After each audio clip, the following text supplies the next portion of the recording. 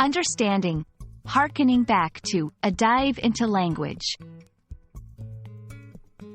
Hello everyone, welcome back to our channel. Today, we're going to explore an interesting phrase that you might have come across in English conversations, books, or movies. Hearkening back to.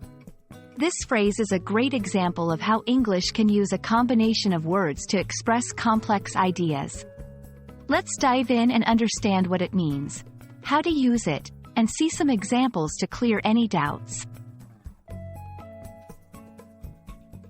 The phrase, hearkening back to, is used to refer to a situation, practice, or time that reminds someone of the past or to bring attention to a past event.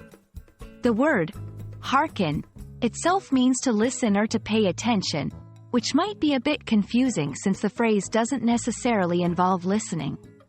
When we say, hearkening back to, we're metaphorically listening to the past or revisiting it in our discussion or thoughts. Using hearkening back to correctly involves placing it in sentences where you want to reference something from the past. It's commonly used in more formal or literary contexts. Here's how you can use it. In writing, it's perfect for essays, articles, or stories when you need to make a connection to the past.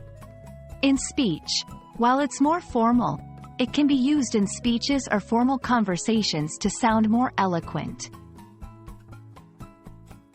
Examples: the design of the new city hall is hearkening back to the 19th century architecture.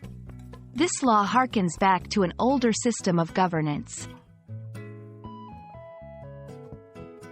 Understanding the context in which hearkening back to is used is crucial.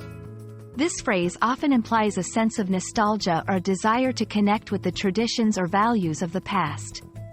It can be positive, such as when celebrating heritage, or critical, when questioning current practices by comparing them to those of the past.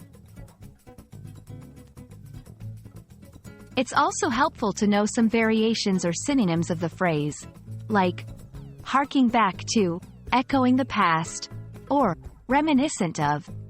These phrases can be used interchangeably depending on the tone and context of your conversation or writing.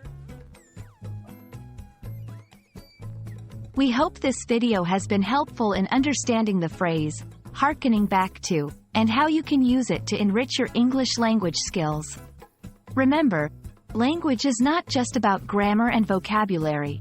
It's also about expressing ideas in a way that connects with others. So, don't hesitate to use what you've learned today in your conversations or writing. Thank you for watching, and see you in our next video.